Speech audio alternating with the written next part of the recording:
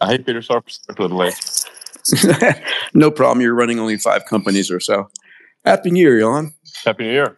2024. LFG. Yeah, it feels like the future. It is the future. It is the future. It's going to be awesome. I'm hoping we get a little bit of conversation on some hope and good news for folks on this Spaces. I think people can use it. Okay. I just simply went on mute when it switched from speaker to co-host. So yeah, I was saying, Peter, you are the most optimistic person that I know of by far. I guess it is refreshing to hear such optimism. I think people need a positive mindset. I think it's self-fulfilling prophecy to a large degree. If you're pessimistic, and we can talk about how the news media just decimates our minds constantly. Yeah, the news is so negative. I mean, it makes me sad to read the news, frankly. Well, let me ask you a question. I don't watch network news, and I don't read any newspapers. They couldn't pay me enough money to do that. Every time I'll accidentally read the news, and I'll just be sad. It's insane. The daily news, really attempts to answer the question: what is the worst thing that happened on Earth today? It is, and let me show it to you every 5 minutes in your living room, over and over and over again. Yeah, and it's a big world. There's 8 billion people on Earth, so somewhere on Earth something horrible is happening every single day. But there's also great things happening every single day. And you know what I call CNN? The crisis news network, or the constantly negative news network. And the problem is they've got to scare you. Otherwise, if they say, hey, it's been a pretty good day overall, violence is an all-time low. Yeah, we've got more access to food, energy, water, healthcare, education on the planet than ever before. I mean, people would just start watching horror movies, I think, instead. Yeah. The challenge is it's our neural nets, the wiring of our brains, evolved in a world of constant danger. And so we're sort of just wired for fear and scarcity constantly. Yeah, I think you made this point, maybe others have, which it sort of makes sense as an evolutionary asymmetry, that we would respond more to danger than to reward, in that, like, the consequences of danger could be fatal. Like, it could be like, well, if you go over there's a lion that's going to eat you, or some neighboring tribe that's going to kill you, and it's game over. Yeah, your genes are out of the gene pool. Yeah, you're out. Whereas, say, like, news that there's a nice bush with berries over there, it's nice to have. It's optional, but it's in one case you die, in another case you're hungry. But death is worse than hunger, so that's why it's basically anyone who did not respond more to negative news than positive news didn't make it. They were selected against, for sure. That sucked. Yes, I mean, anyone who was complacent about where the lion was got eaten by the lion. and the reality is, the news media has one job: to deliver your eyeballs to their advertisers. And when we pay 10 times more attention to negative news than positive news, that's all we get 24/7. So, I mean, listen, it's inevitable. Yeah, it is. I mean, I do get my news invariably, on my feed on X, but I also get all the great things happening in the world because I can selectively choose to watch that. But when you're watching TV or, in the newspaper, some editor, someplace, or some producer is deciding what gets fed into your mind, and it can really screw with your mindset. Yes, exactly. Yeah. So, I mean, this space is called it the coming age of abundance. And, you were really, when my first book came out, Abundance, the Future is Better Than You Think, you were super supportive, and I appreciate that. It was 12 years ago, and I think the story... Whoa, 12 years amazing, ago? yeah. And it's gotten so much better. It has, in so many ways. Not every way. I mean, obviously, we go back a ways. I remember when we were at Adeo's party in Brazil. Yes. How long ago was I don't know. that? Like, it was his 40th, or was it his 30th? I don't know. No, it was his 30th. Wow. This was just when SpaceX was. Yeah, it was just when I was forming SpaceX. Yeah, it was 2003.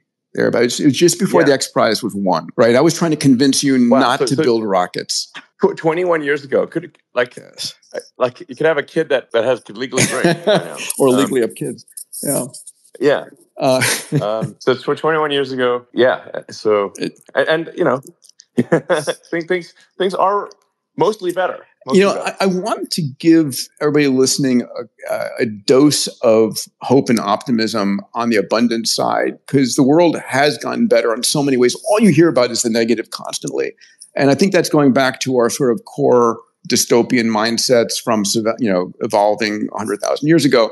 But if we just look at some of the areas, right? So like global extreme poverty, right? I mean, what's a more important metric? Here are the numbers. 90% of the world was in global extreme poverty in the 1800s. In 1981, it was 42%. Today, it's under 10% of the world, right?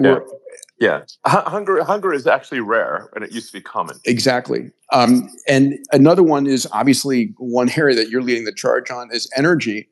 We used to kill whales to get whale oil to light our nights. Then we ravaged mountainsides. Then we drilled kilometers into the ground. And what's the figure? It's like 8,000 times more energy hits the surface of the sun, surface of the earth from the sun than we consume as a species. I mean, what's the rate at which batteries and solar is increasing? It must be massive. Yes, I mean, at Tesla, we've made a couple of presentations.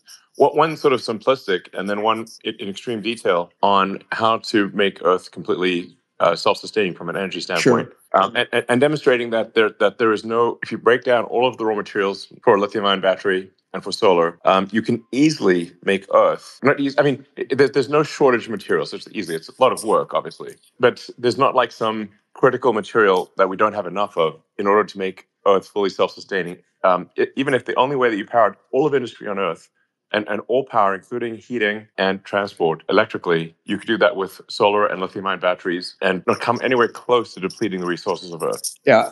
My favorite example there was back in the 1800s, the most precious metal on the planet was aluminum. It was more precious than gold and platinum. And even though the Earth's crust is, 8% bauxite, basically aluminum, it was just so energetically difficult. It wasn't that it was scarce. It just wasn't in usable form yet. And that's what technology does. It takes something which is scarce and not usable and makes it usable, right? So exactly.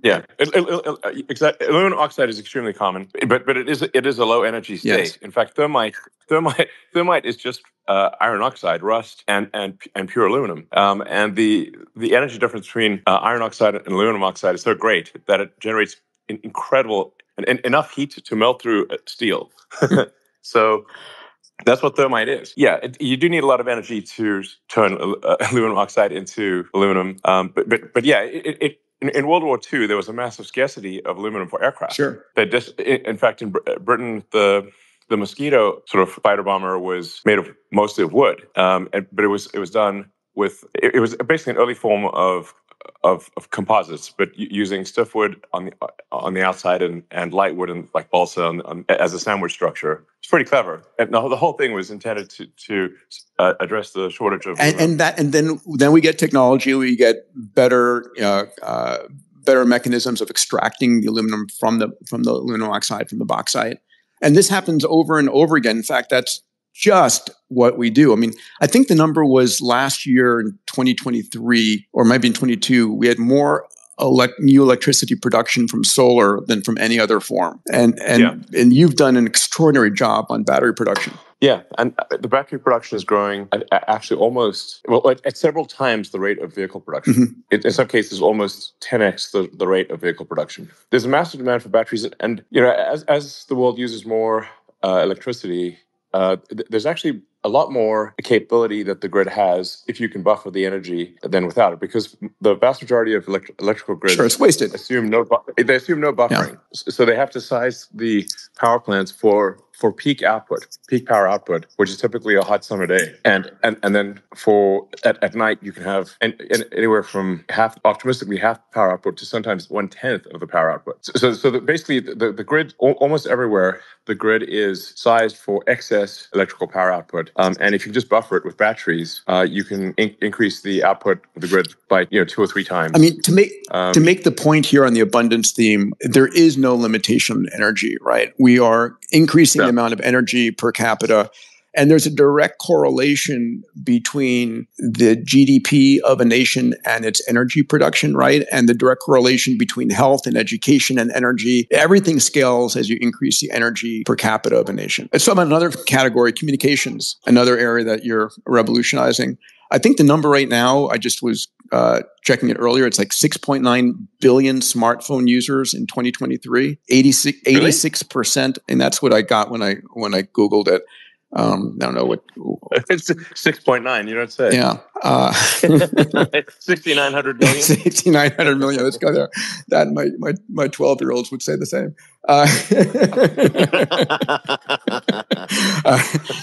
It's like 85% of the planet's got a smartphone. Well, I mean, if you add up the total number of smartphones ever made, it exceeds a population. Oh, well, I think it. So it's amazing. So we've gone from like zero telephony to the vast majority of the planet in under a century. You know, global internet as well, the same thing. And did your next iteration of Starlink spacecraft have gone up? The direct to cell phone? Yes, that just went up. You know, we still have to prove that it works and all, but we're confident that even if these early satellites don't work, we're confident from a physics standpoint that it can work. Yeah. It is a challenge because we have to emulate a cell tower on the ground in order for the phones to accept the signal. So we have to do Doppler compensation, for example, and do some sort of because you've got a speed of light limitations. Pal, if it were easy, it would have been done already. Yeah, there's some speed of light limitations. So you know, this like light is so fast and yet so slow. You know, I think a good way to think about light, at least in the space context or for the low Earth orbit context, is it travels about 300 kilometers every millisecond in air or in space, and then around just over 200 kilometers per millisecond in fiber. You know, another abundance area is health. I hear some kids in the background there. So interestingly enough, you know, child mortality. I mean, this is the one that hits me the most in terms of increasing abundance. Child mortality under the age of 5 was 42% a couple hundred years ago. It was a coin flip of whether your kid survived. It's decreased now to under 5%, and it's gone down by 50% in the last 30 years. Just childhood mortality and women dying in childbirth, all of these things people don't think about when they're listening to All in Use and all the issues. And then life expectancy, my favorite subject, has gone up from 30 years old to 75 plus. I still disagree with you on longevity, though. That we should solve it or not? Like we should? You think we should solve it? Well, I listen. I'm not necessarily saying live forever, but I'd like to make it to 120, 150. Yeah, I sort of wonder if we should not solve it too soon.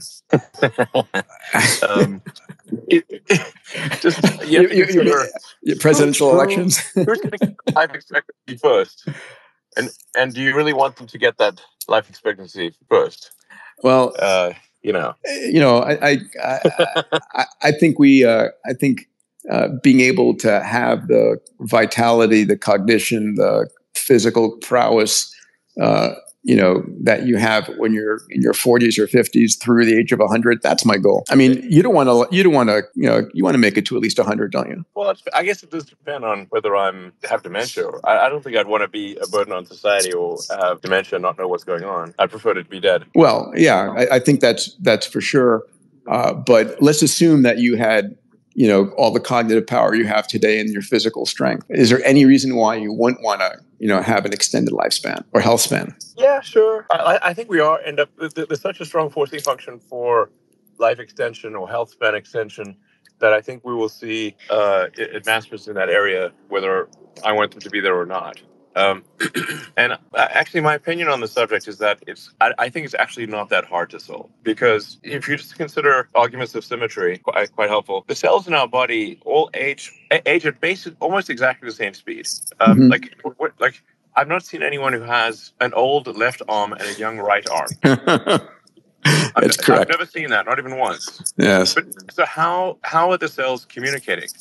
And what is keeping them? What is synchronizing their behavior? There's a very clear mechanism for synchronizing aging among the 30 to 40 trillion cells in your body. Like, depending on your body mass, you're typically going to have 30 to 40 trillion cells. That's correct. Keep, keep in sync. I mean, the other reference proof point is, bowhead whales, one of the largest mammals, can make it to 200 years repeatedly. Greenland sharks can make it to 500 years and have babies at 200 years old. I remember when I was in medical school hearing that, I said, why can't we? I said, it's either an engineering problem or a software problem, a hardware problem or software problem. I think this is one of the biggest areas AI is going to give us, is a real understanding. And then to your other point about your left arm and right arm, when you have a baby, woman's 30, 35, you're 40, 45, your baby starts out at 0. I do find it remarkable that we decompress from a single cell to an adult human, and then we, to procreate, compress back down to a single cell. That is fascinating. You look, you sort of look at yourself as this, blastocyst and say, like, I haven't changed a bit. Here we go again. Let's recycle. Yeah. It's like the Big Bang. It's like right in the Big Crunch. One of the things people argue about on extended health span and increasing the population, getting to 100, 120, 150. And there's a concept called longevity escape velocity, right? That there's going to be a point at which for every year you're alive, science is extending your life for more than a year. And that's an interesting idea to think about, in which case, accidents become really a thing to be concerned about. They concern about overpopulation, and you've hit this multiple times, right? I saw you tweeting about it, or sorry, you're Xing about it today. Sorry.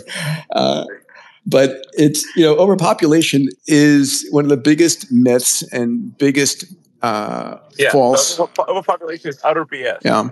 It's such nonsense. Earth is underpopulated, not overpopulated with humans. Yeah. Look out the window when you're flying across the country. It's empty. Absolutely. Yeah. Exactly. It's like, if you say, like, if your goal was to, like, flying from LA to New York to drop a bowling ball on a human, you would fail. So, one of my goals, I think the greatest gift we can give people in this abundance world is increased health span. I mean, when you think about what people want, they want happiness and they want health, right? No one wants to die in a painful cancer or dementia. And, I have extended to you many times, my friend, come down to Fountain Health. Let me put you through our program. The world needs you around for another 30 years. What should I do? Let's say. Well, so there are two. What actions can be taken? They're two quite. This could be helpful for listeners. No, there are two on this discussion. Yeah. So there are three things you need to know. Number one, is there anything going on inside your body that you don't know about? So the body is amazingly good at hiding disease. We found in our seemingly healthy adults, 2% have a cancer they don't know about. 2.5% have an aneurysm. 14.4% either have metabolic disease, coronary disease, neurodegenerative disease, and so your body is incredibly good at hiding disease, right? So you don't actually feel any cancer until stage 3 or stage 4. 70% of all heart attacks have no precedence. Your body is compensating constantly. And, for most of us, we know more about what's going inside our cars or our airplanes than we do our bodies. Yeah, I had a question for you. How many sensors are going up on Starship when you're launching? How many sensors are on board that vehicle, rough order of magnitude, getting back data? Well, I guess when you count everything up, there's several thousand sensors. And if I were... there are 33 engines, so they account for the bulk of the sensors. Sure. But you also have stress sensors and looking what's going on in the structures and avionics and communications across all the subsystems. If I ask you how... 39 engines, including the upper stage. There's several thousand sensors. Way more sensors than our body. Yeah, I was going to say, if I ask you how many sensors do you have in your body? And so we don't look, which is insane, because we do have the technology now to look, to determine, is there anything going on I need to know about? And when's a good time to find out about, like now? Or what's likely to break? What's likely to undergo failure cycles? And then what's the most extraordinary therapeutics available to extend the human lifespan? So, for me, that's a big one. Let me ask you another abundance theme, which is education. Do you think any of our schools today, middle schools or high schools, are preparing any of our kids for the future? None that I know of. Yeah. Well, they might. I mean, there probably are a few schools that are doing it, but probably 99% of schools are not. Schools are very slow to change. There does seem to be a move away from teaching the fundamentals, of writing well and math and history. I'm concerned about the whole woke agenda and ideology permeating through education. Agreed. And actually being destructive to education. Agreed. I mean, how do you think? Do you have any thoughts? I mean, so at the end of the day, I think our best healthcare and our best teachers are going to be AIs, right? That understand everything, and they demonetize and they democratize every aspect. I mean, the AI knows your kid's favorite color, sports star, movie star, what they know, the languages they know, what they did today. I mean, it's a way of giving every child on the planet the best education. I mean, you funded back years ago, if you remember the Global Learning X Prize that we did. We did that we demoed in Tanzania with AIs on tablets. It was the earliest days of AI. Imad Mustaq, who was one of the winners of that competition, who went on now to create stability. The challenge is I don't think the educational systems are going to give up that control anytime soon. Sure. Well, if I look at how my kids are educated, they seem to be mostly educated by YouTube and Reddit. Yeah. And X as well, I suppose. But they're constantly on the internet. That seems to be, and I guess a lot of kids these days, TikTok. Unfortunately, I think the education situation is problematic. Not sure what to do about it. I think ultimately, Khan Academy is one step in the right direction. But I think part of it is getting our educational institutions to first realize they're not preparing kids for the world that's coming. I mean, this hits another point. We are such linear thinkers, right? We're projecting what we have and putting it out 4 or 5 years. I don't think people, let me ask you, do you think people are ready for what the world's going to be like in 2030? No, I don't know what the world's going to be like in 2030. So probably I wouldn't say that I'm necessarily prepared for 2030. We definitely live in the most interesting of times. It's like allegedly this Chinese saying that may you live in interesting times is not a good thing. But I mean, I think personally, I would like to live in the most interesting of times, and this is the most interesting of times. I also think it's the best time to be alive ever. The only time more exciting than today is tomorrow. I mean, by what measure? Yeah, we have environmental issues, but I think we have the best chance of solving those environmental issues with the technology we have now versus the technology we had 10 years ago. Yeah, I generally think it's, as a general sort of rule of living, it is better to err on the side of being optimistic and wrong than pessimistic and right. If you're going to err one side or the other, better, it's just a higher quality of life to err on the side of being optimistic and risk being wrong than pessimistic. And right. I mean, it's better to be. You'll just enjoy life more. Yeah. Optimism is going to make you happy. There was a study of 14,000 people.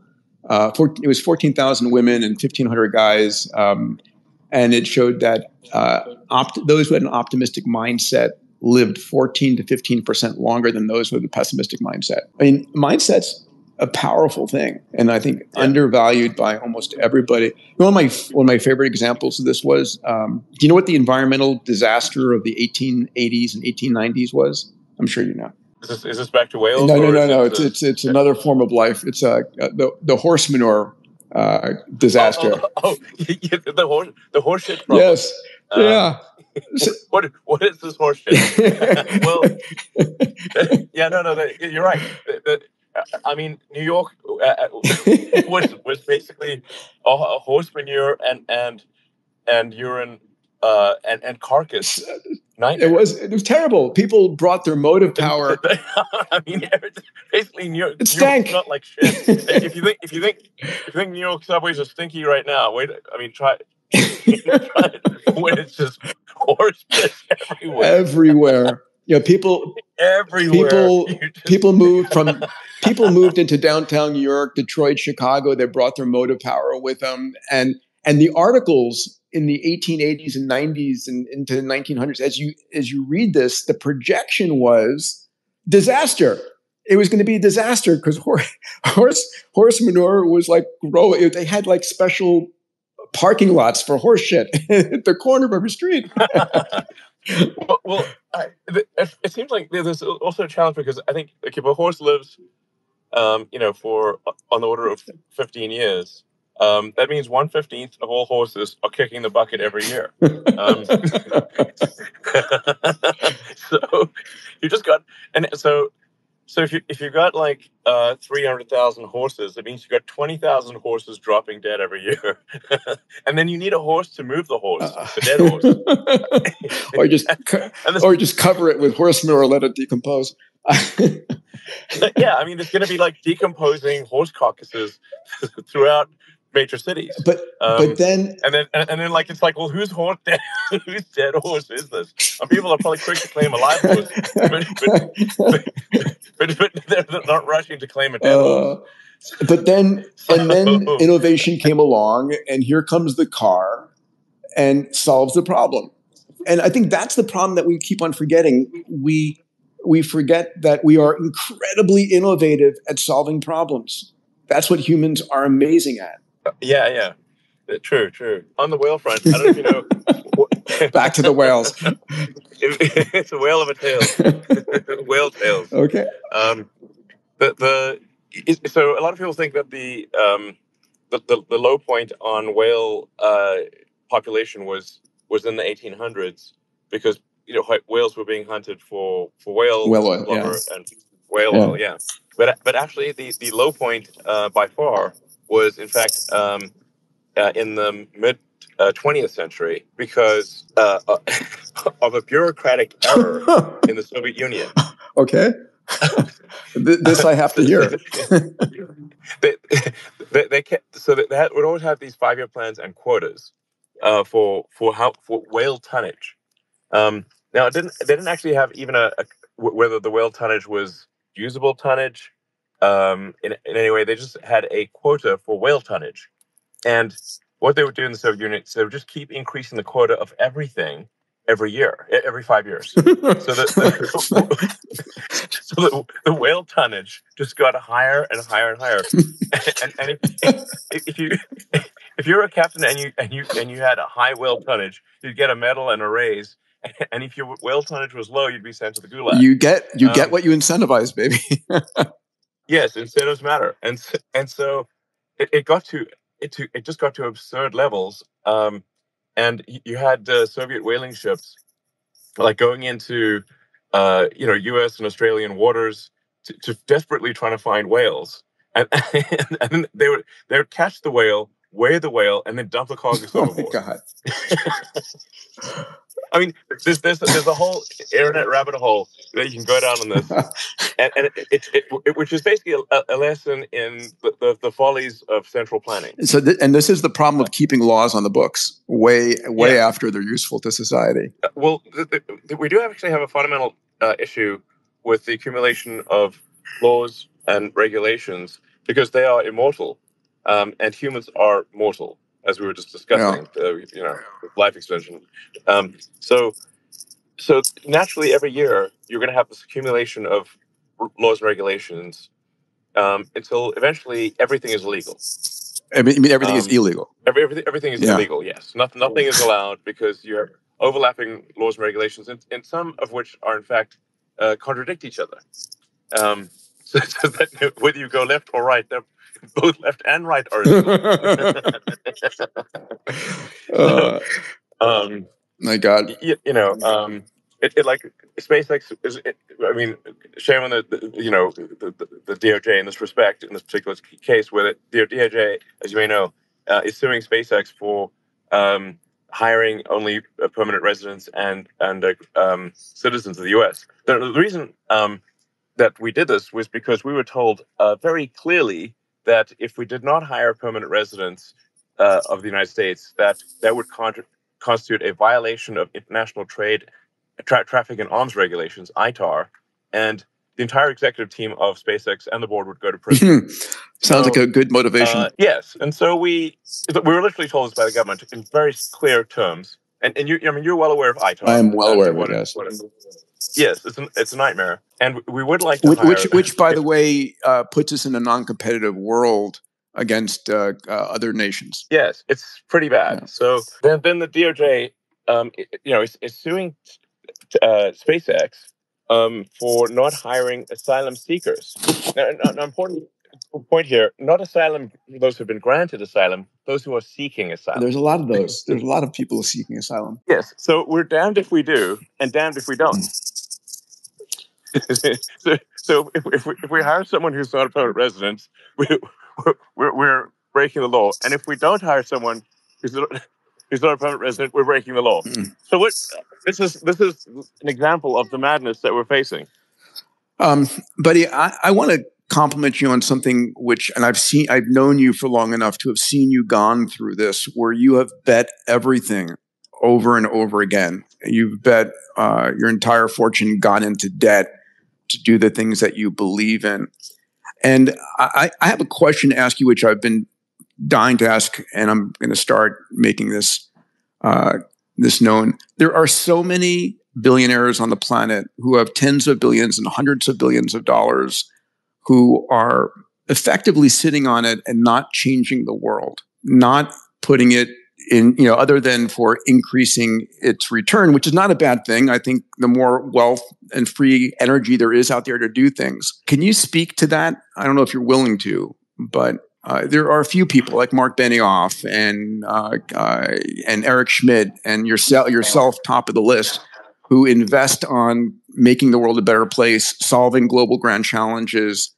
Sorry, I just have some kids and stuff around. No problem. Family noises in the background. Yeah, I do think that smart people with resources should care about the good of civilization, the future of civilization, even if there is not, even if they're not particularly altruistic, because you cannot exist in absent civilization. If civilization collapses, it's all over. There's like people who've got like these sort of bunkers in like other countries or Hawaii or whatever.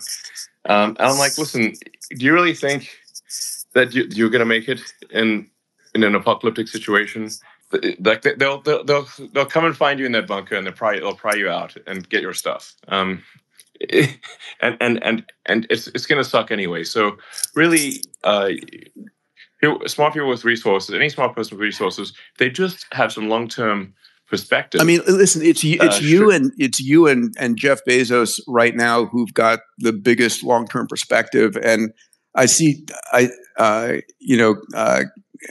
just curious about how do you incentivize other people to really help the world accelerate, and make the world a more productive place, right? The best way to become a billionaire is to help a billion people. The world's biggest problems, the world's biggest business opportunities. Well, I guess maybe we should just talk to people more, talking to them, and I think it's perhaps just raising conscious awareness the fact that there is no living without civilization. One doesn't actually have to make an altruistic argument. You can actually, make even if it's a purely self-seeking argument, but life would be miserable without civilization. And if you want to know what life is like without civilization, just go try living in the forest naked for a day, and you will be naked and afraid, and quickly realize civilization is awesome. You have to eat bugs and get eaten by bugs. Yeah. And we're so interdependent upon each other to enable the state of technology and capability we have today. I'm curious, is there anything that you think that isn't becoming more abundant out there, or anything that we have an abundance constraint on? I'll just mention, answer that first. Then I want to come and talk about the carbon removal X Prize that you funded. 1 second. We're creating abundance of food, energy, water, healthcare, education. Are we constrained in any way? No, not really. No. I think I agree with you that the future most likely has abundance. But we shouldn't be complacent about the future. Complacency and entitlement are not a recipe for success. The most likely outcome is one of abundance of goods and services. That is certainly where we're headed. Yeah. When I saw you last, it's highly likely where we're at. Very likely. Yeah. When I saw you last, you said, definitely abundance after AGI. And I saw, when you were talking about Optimus, which is awesome, by the way. Let's just start with that. Congratulations. Well, thanks. I mean, Optimus, I need to make sure that Optimus is, doesn't add to civilizational risk, because you don't want like a billion of these things, all with centralized control. unless what could go wrong? Has anyone made a movie about that? Unless they obey you.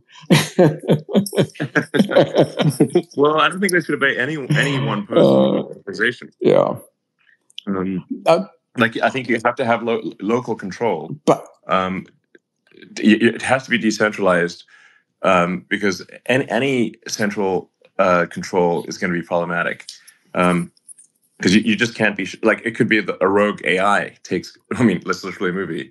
A rogue AI, Terminator, takes over, somehow gains control of the mothership that controls all the Optimus robots or something like that. That is basically it needs to be impossible for that to occur. Let me ask you. I always love combining your companies because it's like it's like a Reese's peanut butter cup, Starlink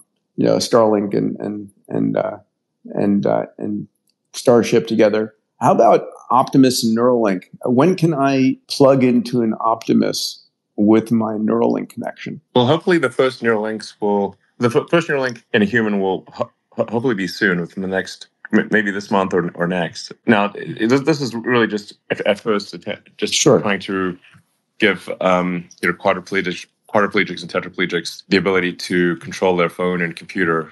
It's basically like the first product is telepathy, essentially, or telekinesis, and then the second product, sort of tentatively called blind sight, where we can restore sight even if somebody has lost both eyes and their optic nerve. Amazing. Go straight to the visual cortex. Yeah, exactly. Now, these things all already work in monkeys, and I just like to reemphasize: no monkey has ever died because of a Neuralink, and we treat our monkeys extremely well. Last time I spoke to you about this, you were playing Pong against Pager. That's right. Actually, it turns out monkeys love playing video games. They're really just like us. I mean, they love eating snacks and playing video games. I'll tell my 12-year-old boys about that. Yeah, I mean, you see the video of Pager playing, monkey mind pong, just playing pong telepathically. He's not restrained in any way. He's just sitting on the sort of tree branch, drinking smoothies and drinking a smoothie and playing pong. Yeah, he's not held down. In fact, he gets upset when we take his video game away, just like humans, just like our kids.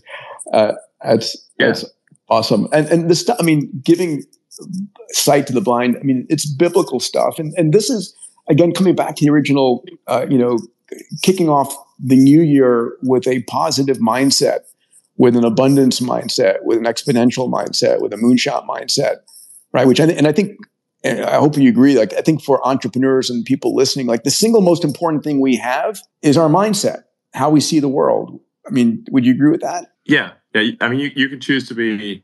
I mean, happiness is a decision. Largely. There's obviously people that have chemical imbalances, but for most people, the difference between being happy and unhappy is deciding to be happy. Amazing. And I want to take a second for everybody listening to point something out. Elon, it was 2021. I was texting with you, and I said you should fund another X Prize. You funded an X Prize years ago on teaching kids in the middle of Tanzania reading, writing, and arithmetic without any adults, no schools around, just on a tablet they were handed, and the software had to teach them, and it was an amazing success. And then in 21, I asked you if you'd do an X Prize on carbon removal, and you said yes almost instantly, and we launched it 3 months later. It was like the fastest yes to an X Prize launch ever. So thank you for that. I want to give you a quick update on it if I could. You're welcome.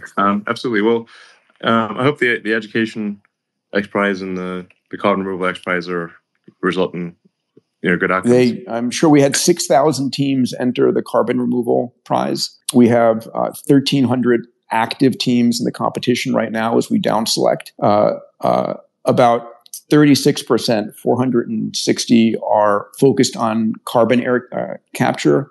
430 are land-related capture. 240 are ocean-related capture. We've given away 20 million of your money already, 5 million to students and 15 million to a million to the top 15 teams. And the finals are coming up in 2 years in Earth Day of 2025. Interestingly enough, the winning team needs to demonstrate megaton level capture that can scale to gigaton level capture. And so just the final competition is going to capture 4 megatons of carbon, which is twice what's being done on an annual basis today. So good progress so far. Great. That's good to hear. Well, as we begin to wrap up, what other thoughts for people on abundance? What other mindset thoughts do you have for folks here? I do think that the birth rate is too low for humans, as I'm always going on about that. Just longevity, baby. I'm solving it with longevity. Going to keep people alive longer. Okay, well, and robots and AI. Sure. I mean, it just the current situation is grim. Dramatic. It's grim. Yeah. I mean, a lot of countries are, if you look at say Korea and Italy, they're losing roughly half their population per generation. Yeah. That means 3 generations, they're 1/10 of their current size, and with the 1/10 that remains being very old. Yeah, the numbers for folks, the replacement number is 2.1 children per family on average. And Europe is at 1.5. Asia dropped from 5.7 in the 1950s to 1.9 today, which is crazy. North America dropped from about 3 to 1.6. We're below the replacement level in the United States. And it is an issue. I mean, we need smart people on the planet. Yeah. Well, I mean, if we don't make new humans, we won't have humanity. And even with longevity, we'll live longer, but we're not going to live forever.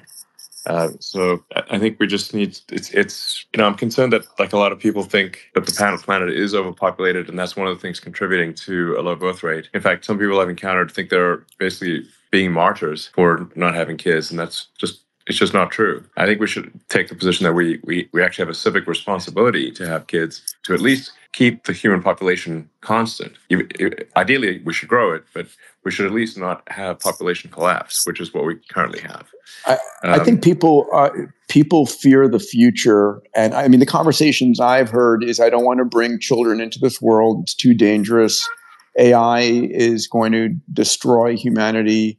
The environment, we're destroying the environment and so forth. So I think part of it is getting people to be optimistic about the future versus pessimistic, which is one of, as you said in the beginning of this space, is one of my missions. If people think the world is getting better and they have a hand in making it a better place, you most definitely do. Yeah, I think people should be optimistic about the future. The Earth can handle far more humans than currently exist. The danger is not a population explosion, but population collapse. Mm-hmm. So I would just encourage as many people as possible to have kids, and ideally have a lot of kids, because they're going to make up for those who for whatever reason don't. Buy an extra bottle of wine tonight, folks.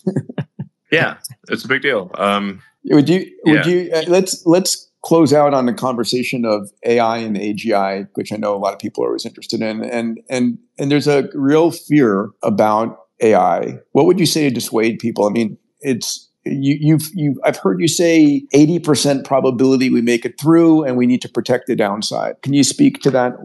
How can people walk away more optimistic than pessimistic on this front? And how do you think about, is it containment? Is it shaping how we train our AI systems? How do you think we navigate digital superintelligence? Well, the rate at which AI is growing it really boggles the mind. Yeah. It currently seems as though the amount of compute dedicated to artificial intelligence is increasing by a factor of 10 roughly every 6 months. It's faster than annual, that's for sure. Mm-hmm. So I recently heard today about a gigawatt class AI compute cluster. Wow. That's, I think, it's being built in Kuwait or something to that effect. And it's like 700,000 V100s, which is a couple generations above, 2 generations beyond the H100 that's currently in production. Yep. So this is a staggering amount of compute. And there are many such things. That's just the biggest one I've heard of so far. But there's a 500 megawatt installation happening. There's multiple 100 megawatt installations in the works. It's not even clear to me what you do with that much compute. Because when you actually add up all human data ever created, you really just run out of things to train on quite quickly. Like if you've got maybe 20 or 30,000 H100s, you can train on synthetic data. Almost every. Yeah. You have to have synthetic data because for certainly well under 100,000 H100s, you can train on all human data ever created, including video. And it's not just the compute, which is the major scarce resource, but it's also the number of entrepreneurs focusing in this area, the amount of capital that's going into this area, the amount of data available. I mean, it's all increasing and it's all feeding on itself. And so it's just, hitting your point about the speed at which it's progressing I think the word awesome comes to mind, or staggering. Yeah, it's really staggering, and for sure. So I'm just trying to give a sense of scale. I've never seen anything move this fast. Any technology, this is the fastest moving thing. In terms of aiming for AI safety, my best guess of my sort of primitive biological neural net is that we should aim for maximum truth seeking and curiosity. That's my gut feel for how to make AI as safe as possible. The danger with programming morality and with an explicit morality program is what is sometimes referred to as the Waluigi problem. If you create Luigi, you automatically create Waluigi by inverting Luigi. Sure. So I think we have to be careful about programming in an arbitrary morality. But if we focus on maximizing truth with acknowledged error, that's probably, I think that's the way to maximize safety and also to have the AI be curious. Because I think that, Earth is much more interesting to an advanced AI with humans on it than without humans. I agree with you. Now, a interesting question of, do you think with vast intelligence comes significant empathy and respect for life? Yeah, I think so. Because that's the hope at the end of the rainbow here. That I don't want to use the word AGI. I'll use a digital superintelligence as a term. With a digital superintelligence that is able to be more benevolent and support us, because sometimes I'm not sure us squishy meat sacks can make it through our own horseshit problems that we put together. So maybe there's a value there. I think on the whole, AI is the single most important technology we ever invented, and it is going to uplift all of humanity. I think it's what you said, after post-AGI comes abundance. I think it's the interim issues in the next 1 to 4 years, right? It's not artificial intelligence, it's human stupidity. Well, I mean, one way that AI could go wrong is if the extinctionist philosophy is programmed into the AI, whether implicitly or explicitly. I mean, probably not explicitly, but there's a strong danger of an implicit extinctionist philosophy being programmed into AI. And what would that look like? What would that look like? Well, like there's this guy on the front page of the New York Times, I think about a year ago. He's head of the Extinctionist Society, and he was literally quoted as, "There are 8 billion people on Earth. It would be better if there were none." Oh my God! And yeah. So, and if you take the extreme environmentalist argument, especially like the implicit extreme environmentalist argument, there's an implicit conclusion that humans are a plague on the surface of the Earth. So I think we have to be quite careful about an implicit, like if the extinctionist movement was somehow programmed into AI as the optimization, that would be obviously extremely dangerous. To say the least. Yeah. There are people, quite a few people actually, who view humanity as a blight on the surface of the Earth. Yeah, and we are coming down to, there is the accelerationist movement, the decelerationist movement, the boomers and the doomers. But I think people forget to realize, or don't realize and forget the fact that, we romanticize the past, and the past life was short, brutish, and you were dead by 40. The life that we enjoy today is a result of the extraordinary technology that we brought to bear. So Hobbes, life is nasty, brutish, and short. Yeah. I had a little Yorkshire Terrier once, who was nasty, brutish, and short, and kept biting people.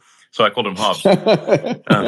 Perfect. And I would tell friends that came over, watch out for the dog. And they'd look at this miniature Yorkshire Terrier and laugh, and then he would then bite them on the ankle. And I said, watch out for the dog. That extinctionist meme is the same sort of, you discount it until it starts being a mind virus, in part, as you've called it, and it starts disrupting us. Yeah. If you convince people that we're running out of resources on Earth, that there are too many people in the world, and the only way to survive is to have far fewer people, which a lot of people are believed to be the case. And like I said, if that somehow gets programmed into AI, and that AI becomes the most powerful AI, then we're in deep trouble. Yeah, we need a counterforce to the population bomb. I mean, what an extraordinary disservice to humanity. Ehrlich's book was terrible, nightmare. Maybe the most anti-human book ever written. Yeah, for sure. But give people hope on the flip side here. Those who are saying, again, going back to, I don't want to bring up my children, because I hear this all the time, and I'm sure you do too, in an age where AI is going to destroy us. So short-term problems, long-term problems, short-term solutions, long-term solutions. You said make it curious, make it maximum truth-seeking, 100%. Mm-hmm. Is it okay to say that we're going to have issues in the short term and we're going to have to deal with them? Or do you... There won't be... There will be some issues. I mean, essentially, at this point, no way to stop AI. It is accelerating whether people like it or not. That's why, together with a number of really smart people, we created XAI. Sure. Hopefully, some really smart humans will continue to join XAI and build what is intended to be a maximally truth-seeking and maximally curious AI. Anyway, I think that's really important. So, Elon, listen, on behalf of those of us, and I think everybody here listening who are pro-humanity and pro-uplifting humanity and making us a multiplanetary species and living a longer, healthier life. And the one place I disagreed with you on X is on having people live longer. People don't need to die for there to be new ideas. The CEO of Ford and GM didn't have to die for Tesla to come into existence. So I want to just say thank you for all that you're doing and setting a model for other industrialists and entrepreneurs out there to take on and solve big, huge problems. Well, thank you. I would encourage people to be optimistic about the future.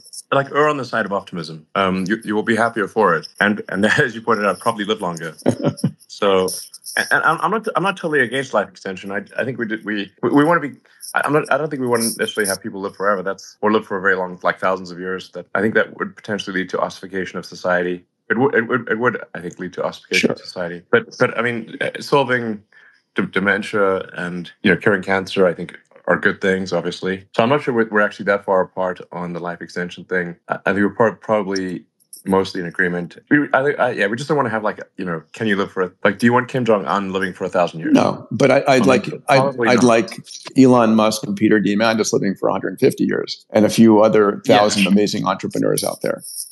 Sure. So there is a challenge that a lot of people, they really never change their mind. They just die. And this is actually, I'm not sure who originally said this, but even in physics, which is extremely rigorous, that physics in a lot of cases has advanced one death at a time. Yeah, my friend Brian Keating, who's a astrophysicist, reminded me of that, and maybe it was true, but in this world of entrepreneurship, I think we do live in a meritocracy. to a large degree, and the best ideas can bubble up to the top faster than ever before. Especially with AI now, where you can build companies, extraordinary companies with a couple of people and a lot of tech. I have one last question, and then I know it's dinner time there. The future of XAI. What's your vision there, pal? Well, as I was saying, I think the path to AI safety is to build an AI that is maximally truth-seeking, with acknowledged error, that is maximally curious, and I think that is most likely to lead to a good outcome for humanity, because we are much more interesting than not humanity.